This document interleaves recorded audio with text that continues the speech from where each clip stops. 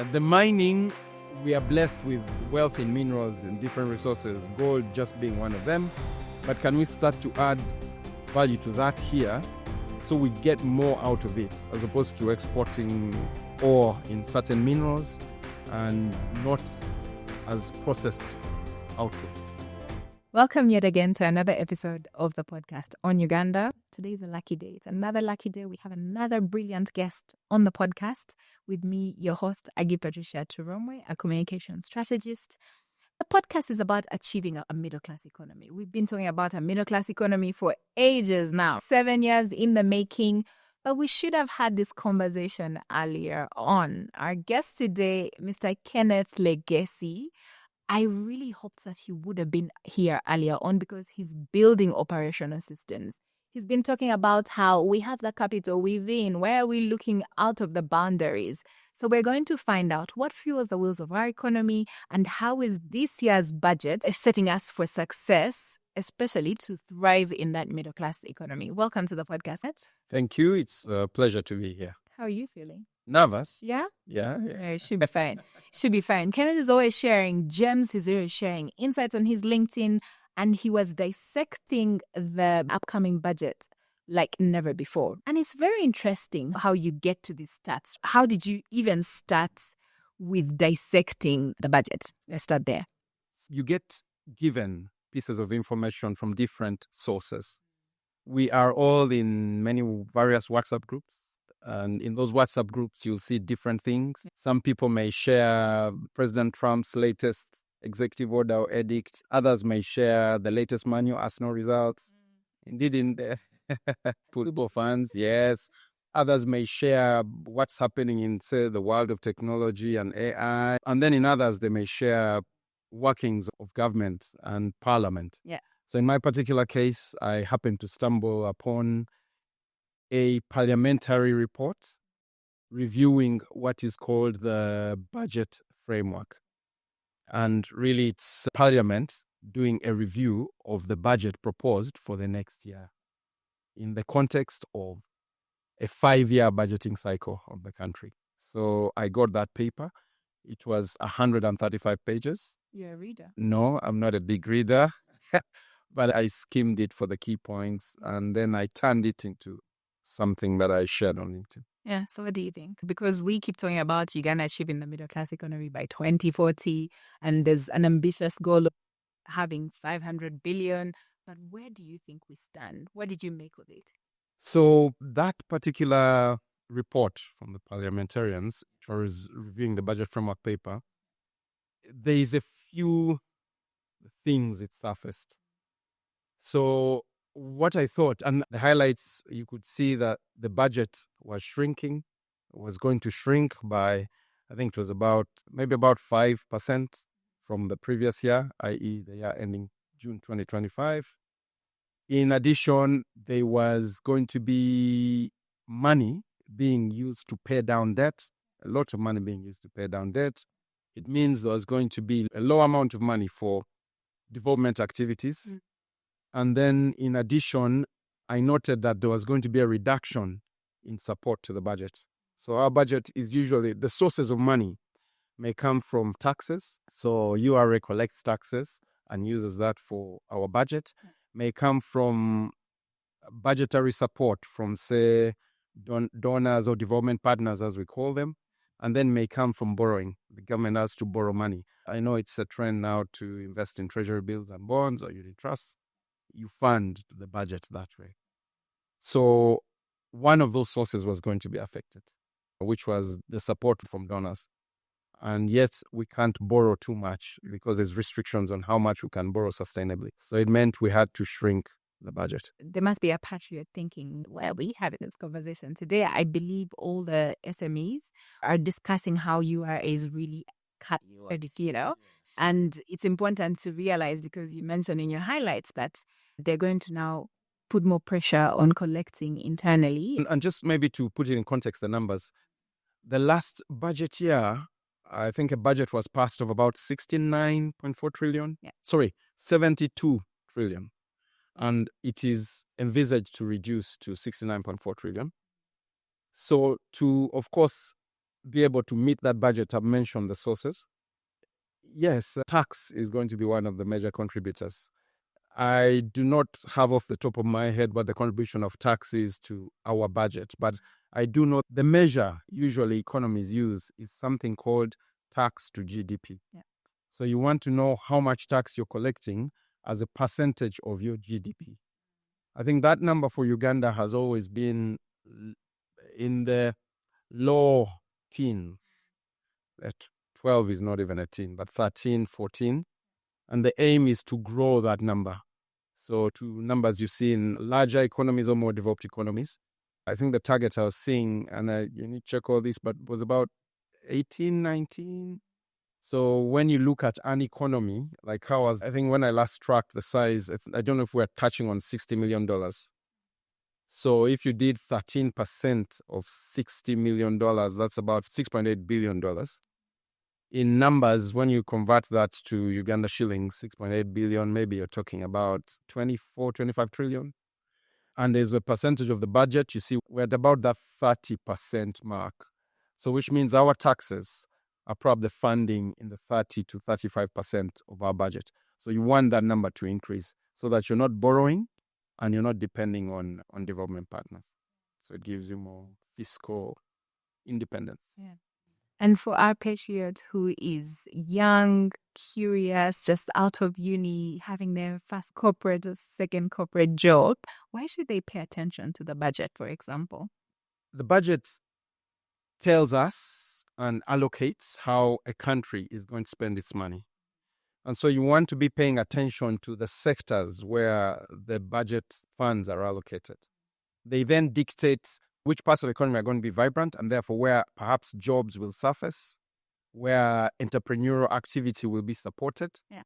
But from a tax point of view, it also tells you if you're right out of uni and you're starting a business and you know the taxman is going to be more aggressive, then it allows you to plan. Yeah.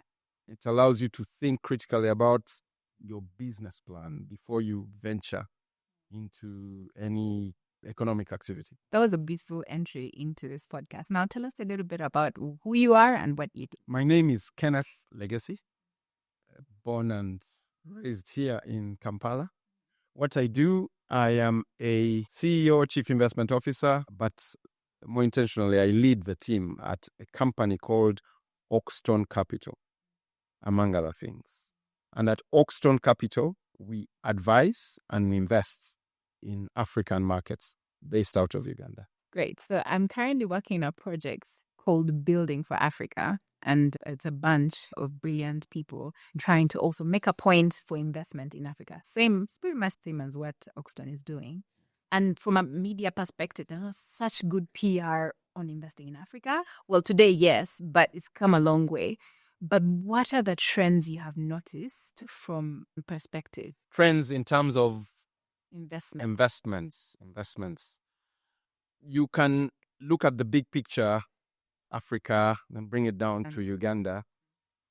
You see, Africa is one of the competitors for capital globally.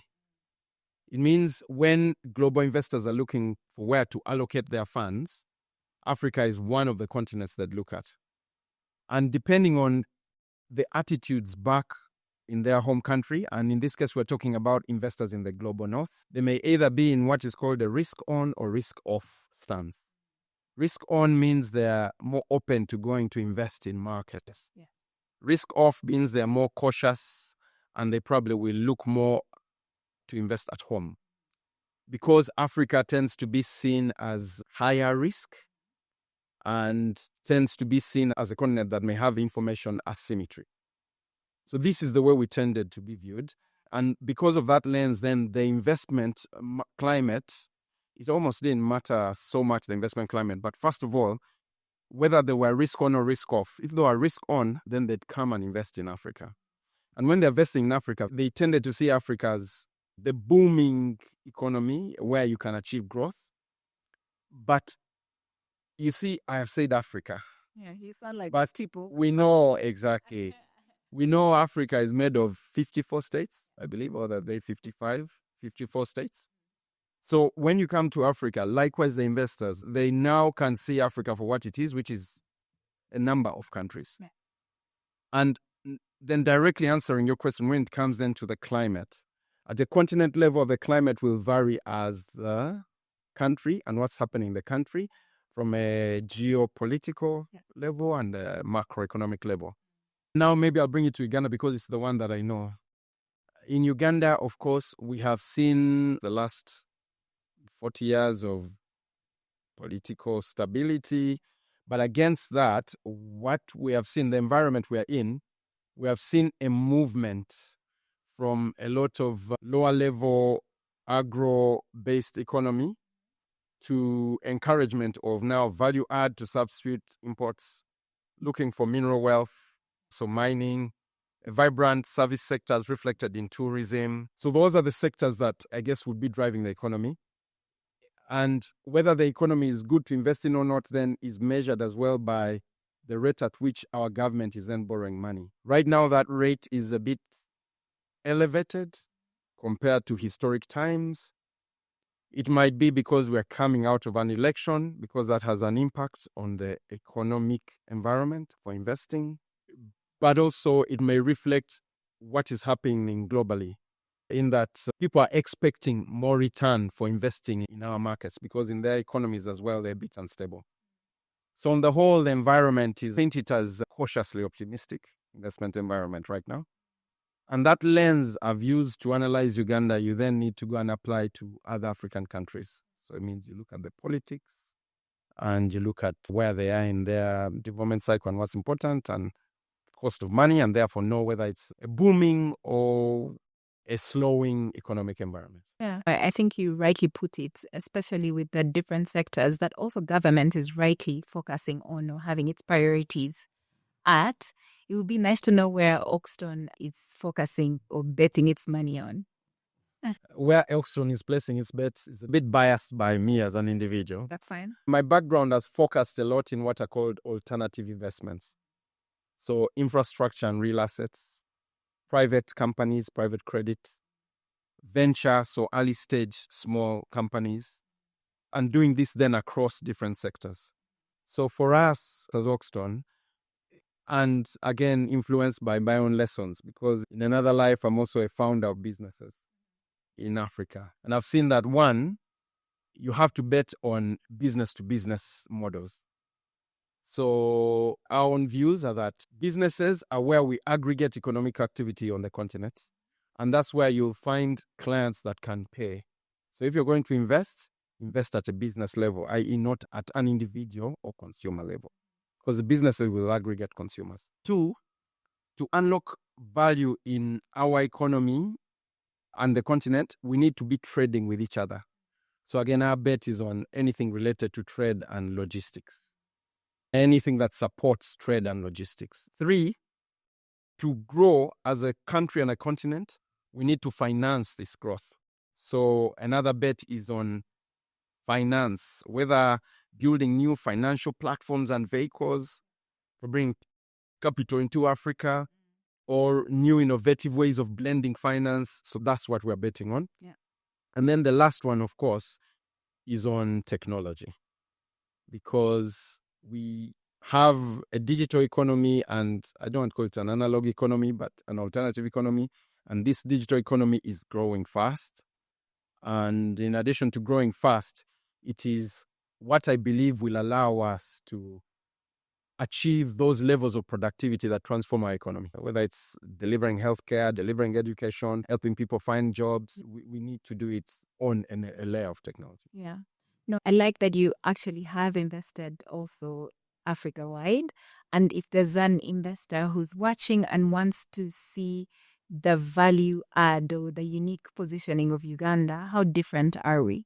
As a country, the way we're different is we have certain geoclimatic benefits.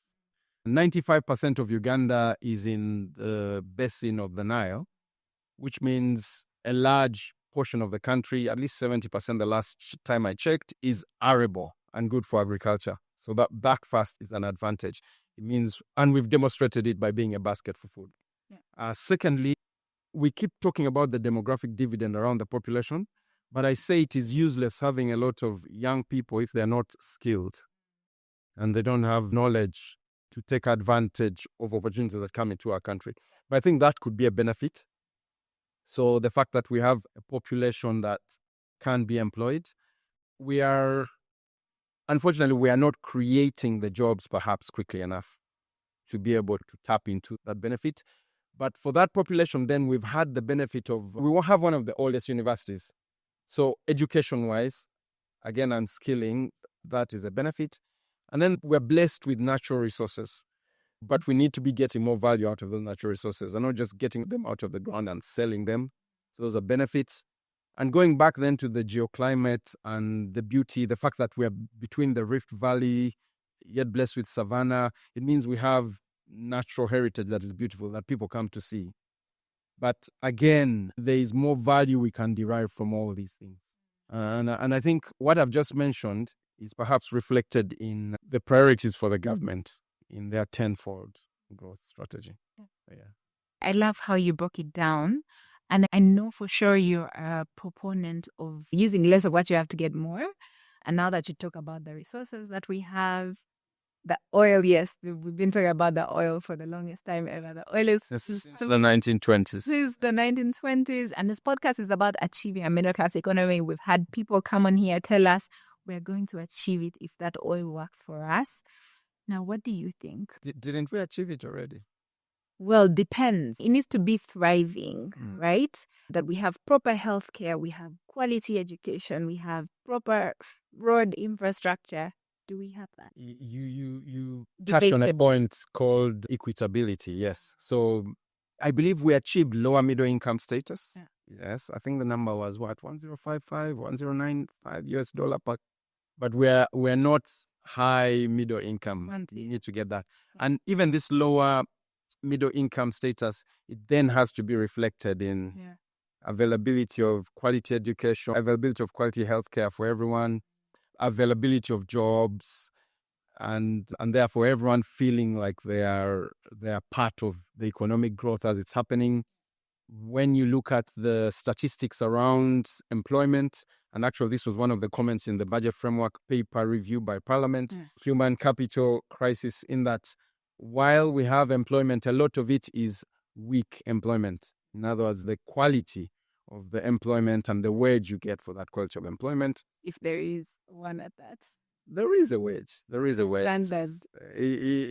It might not be. People are cutting corners because you know, the thing about the world we're in today, you can compare very easily. And that may be one of the worst things that happened to us as humanity. But there's lessons to that. There's lessons to that. Yeah. The fact that I'll be earning, I don't know, 1 million shillings, and then I know when I see maybe government parastatals and the published salaries of people, I see people earning 5, 8 million shillings, and then I say, no, I'm not doing as well. What am I doing? I miss the days when maybe you didn't know these things and ignorance was bliss. But yeah, knowledge is power.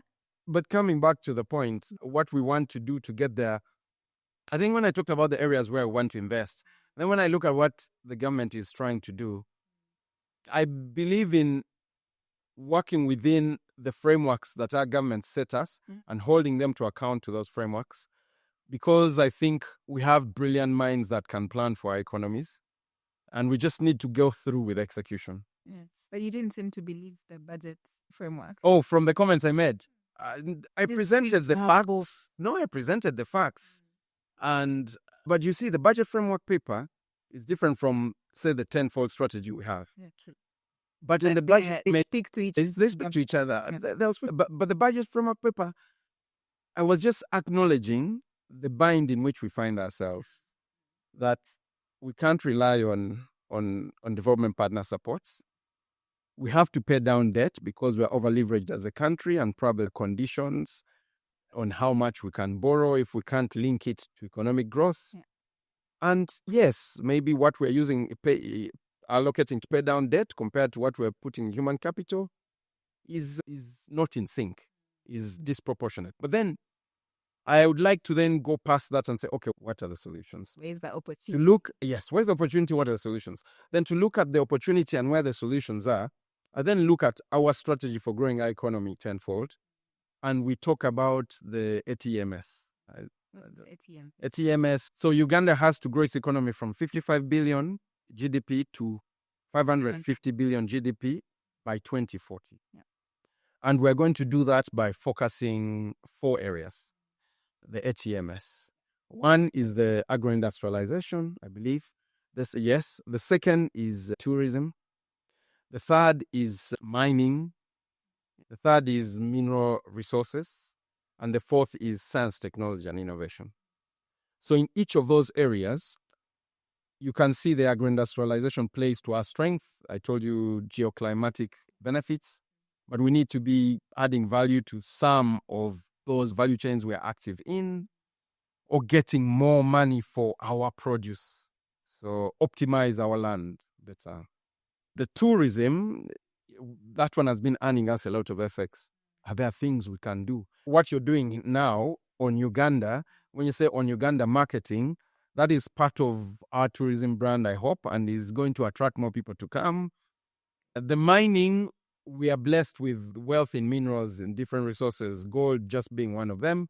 But can we start to add value to that here so we get more out of it, as opposed to exporting ore in certain minerals and not as processed output? Yeah. And then the science, technology, and innovation, that one close to my heart. I've been working on in that space for the past 10, 15 years.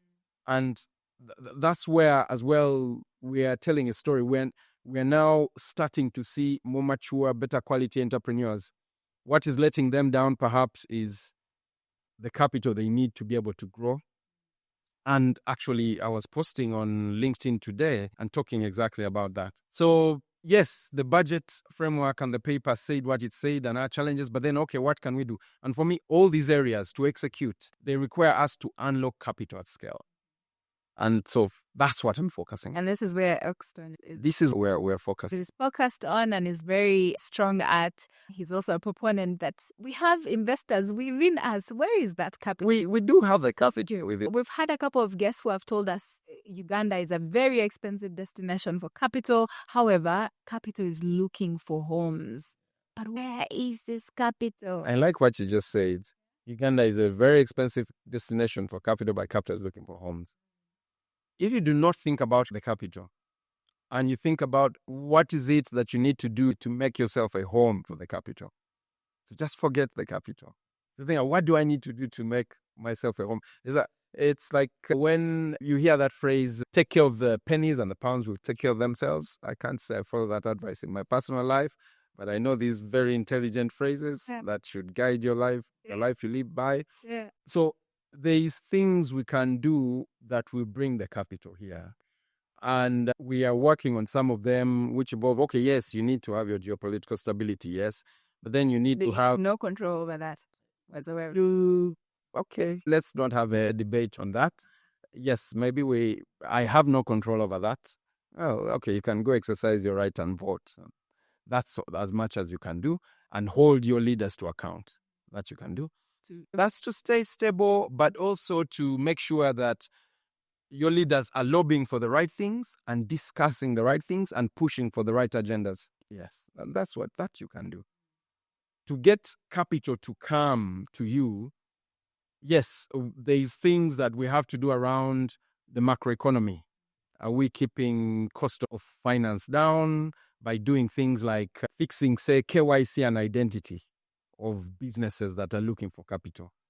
By fixing ability of, say, if I sell to government, the ability to pay me means my business thrives.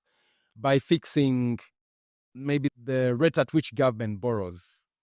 By fixing the fact that government is willing to bring down capital to be maybe a fast loss when investors come to bring their capital into the country. Yeah.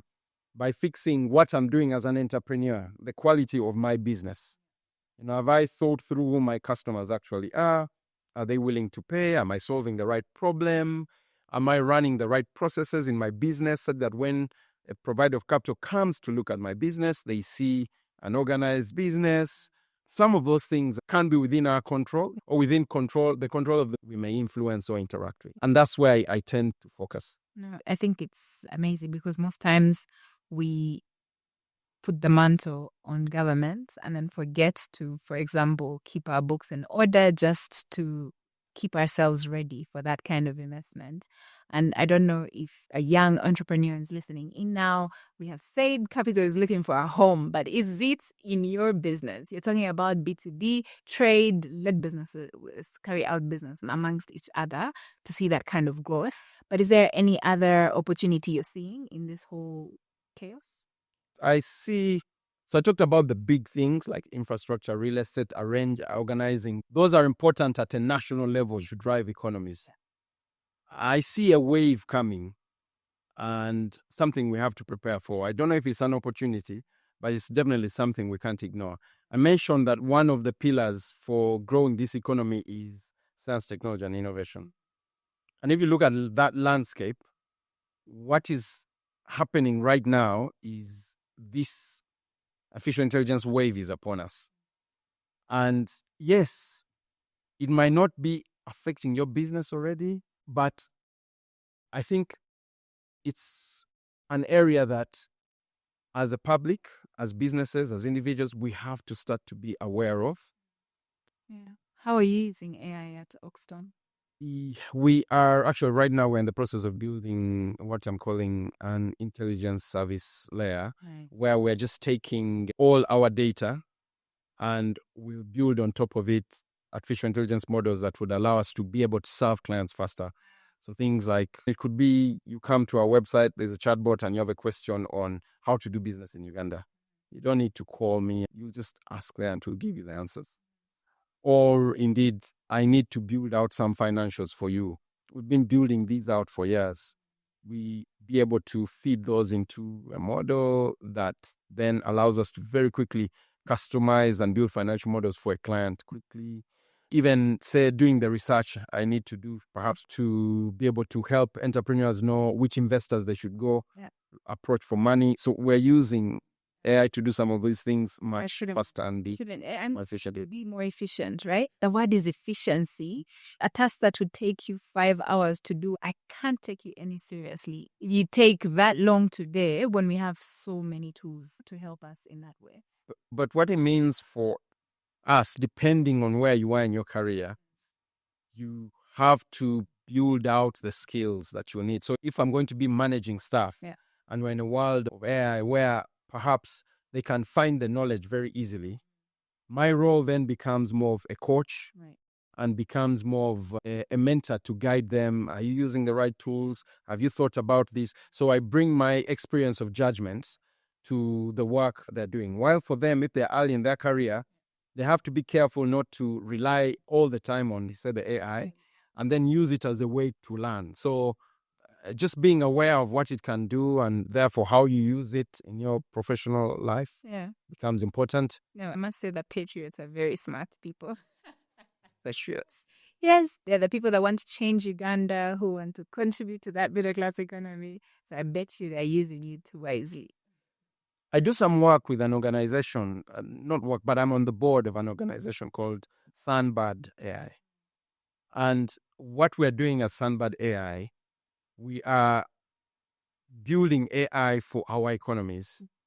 AI, the research has been developed and built, again, I say in the global north, and it's being done in English. If I go meet my grandmother, my relatives deep in Limoto, Palisa, where I come from, they might not know, they do not know English. Really? No, that's a lie. I feel like the Eastern region has a lot of English speakers. They will, but even as a country, the proportion of English speakers might not be as high because English will be predominant amongst those who've been formally schooled. And still, for all our universal primary education, there's still people who are not as confident in English. And there's context that it doesn't get appreciated in English.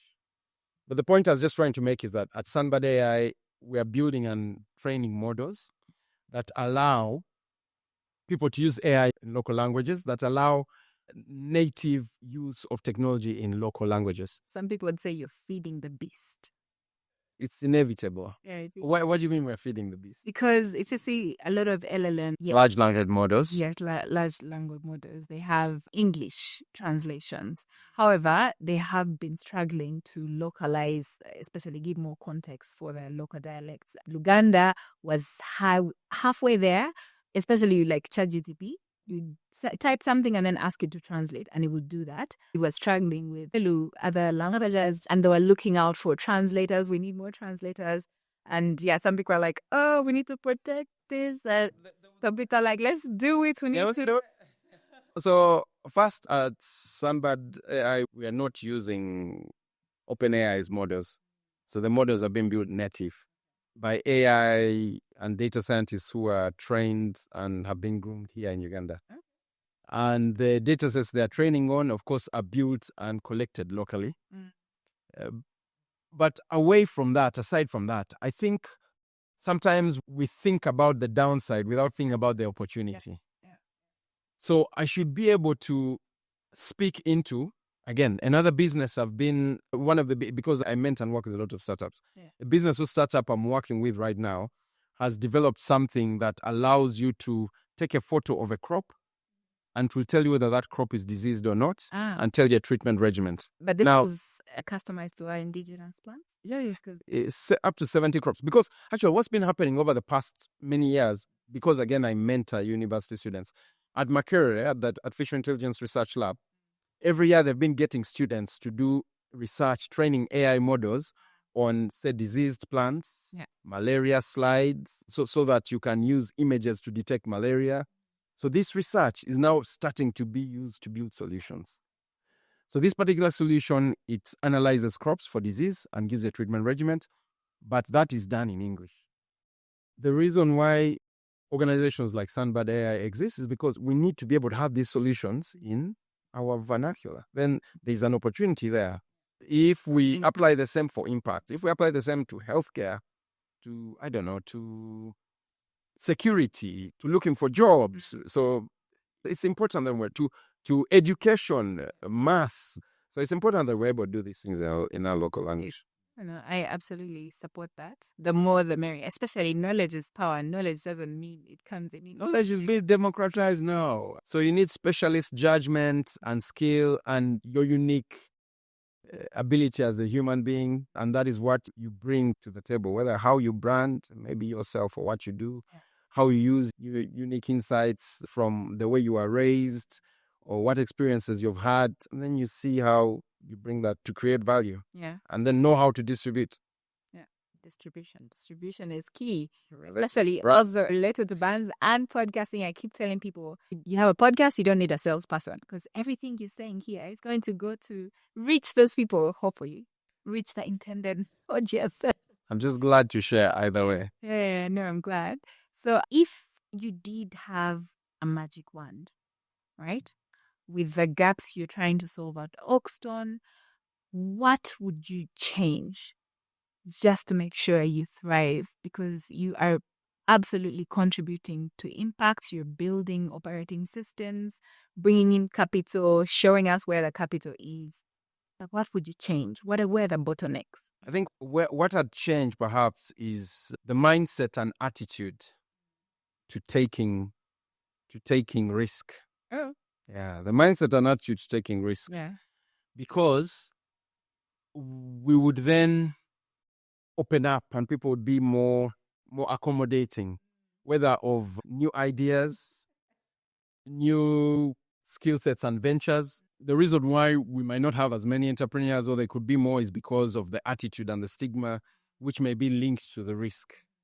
The reason why sometimes when I go and design capital vehicles and I talk to people who have capital to bring into some of these vehicles, they might not participate is because of their attitude to the risk. So I think, I've had a magic wand. It would have to be the mind and people's attitude. You'd have to start with me. I'm very conservative. Yeah, I just want the easygoing investments and the very high risk. It's human nature. Yeah, it's human nature. Remember, psychologically, we're wired to be able to survive and preserve ourselves. And I'll digress here a bit, but when you're looking at risk, you're supposed to be assessing, and they teach us this in Finance and Investing 101. You're supposed to be assessing two things usually, your ability and your willingness. But this is a very academic way of thinking about it. An ability usually is measured by things like your earning potential, how much you've put aside. Yeah. Willingness is usually psychological and appreciating that, look, I have the ability, so I should be comfortable to do this. Experience. Now you surface something very important. Your experience and what you've been through before, even when you may have the ability, may affect your willingness to take risk. And when those two are not aligned, then people always stay on the fence. People always stay where it's safe. Yes. But as individuals, you just have to learn to sort of appreciate that. I always try to evaluate like bare minimum downside, just protecting downside, and say, okay, if I didn't do anything else now in life, will I be fine for the next 5-10 years? And usually when you look through and say, okay, maybe I've been skilling myself, maybe I have this level of income, or maybe I have this level of savings put away, maybe I don't have to worry about maybe a roof over my head because, hey, I was lucky enough to inherit a house, or I've built a house. And I know I'm speaking to people at different stages in life, but when you look through your life, you'll always see the things that should perhaps give you that downside protection. And then you say, okay, how much am I willing to risk on the upside? That surfaces another point around one of my philosophies in life is always just seeking what we call optionalities. So I'm looking for things I do that, in my view, maybe are low cost, but could be massive upside. So think about, for example, coming on this podcast. I don't know who's out there. I don't know who's the audience. Patriots. Yeah. You keep saying patriots. Yeah. But maybe it is that the people that are out there and they see me on this podcast will surface some opportunities. Yeah. But also you have offered, or you keep offering, at least with Oakton, the different possibilities or options for people to invest, feel more comfortable to. Yes. I like to talk about finance and investing because it's what I've been studying and I know, but it's also what I'm struggling with and learning. So I share that. I like to share that journey. Yeah. And I think you also re-echo what there's a gentleman who was on here before, Abraham Banagdawa. I know Abraham, yeah. He wants motivated investors. You know, an investor, you have to first convince. So it's sort of speaking to your encouragement to people to try and test. People have to try and test. I know there's a lot of work that has to go into financial literacy, and I do that as well. We have to change our relationship with money, how we finance, how we invest. Someone may be earning, say, 1,000 shillings a day, and it doesn't feel like much. But in his mind, he has to be thinking that every little I earn, maybe I have to put away at least 20% to save and invest. And just then we'll turn, again, it's that mindset, we'll then turn. Right now, I think I was looking at the CMS statistics, and the assets under management we have on unit trusts, I need to check to see the number. I don't know if it had come to a few trillions. But it was because this is being contributed by only 250,000 people. So imagine if that was 2.5 million. Yeah. And this is why I said the capital is within. Imagine if 2.5 million instead of 250,000 Ugandans were the ones who were contributing to savings and investment. Then what can we do with that money? We can fund our roads. We can fund our hospitals. We can fund our schools. We can fund our businesses. But it starts with us changing our mindset towards what we put aside, what we can afford to risk. And is that your point on how you think we can achieve a middle-class economy? No. To achieve a middle-class economy, we need to finance it. And that is one of the ways we mobilize local capital at scale from wherever it is. We blend it or partner it with, because Uganda is wealthy and resourceful. Any African country is wealthy and resourceful and will give it a return. If people see the locals are putting down their capital to invest, then they'll come and partner with us because they know if my money is somewhere, I want it to be a success. But aren't there enough locals that are funding? We've not mobilized enough money. We've not mobilized. Practically, how do we mobilize the locals? there's one billionaire listening now in USD. It starts by skilling and educating them on the things we've just been talking about. 20% of every amount of money you get, put away in a saving somewhere. It will navigate its way into our financial ecosystem. But they're Start already building. doing that. Right now in Uganda, as of December 2025, we had 5.6 trillion in unit trusts. Yes, 5.6 trillion in unit trusts, growing at 13.7% per quarter. It means the money is doubling at about every 5 quarters. So every year. Where did we start? We started at a very low base. But even still, at 5.6 trillion, you need to compare that against what our economy needs. Our economy needs 69 trillion to be funded, and it won't all come from us. This 5.6 trillion is already funding our economy because when government borrows. But the whole point is that if we're able to mobilize, and this from only, it's not even 1 million unit trust holders.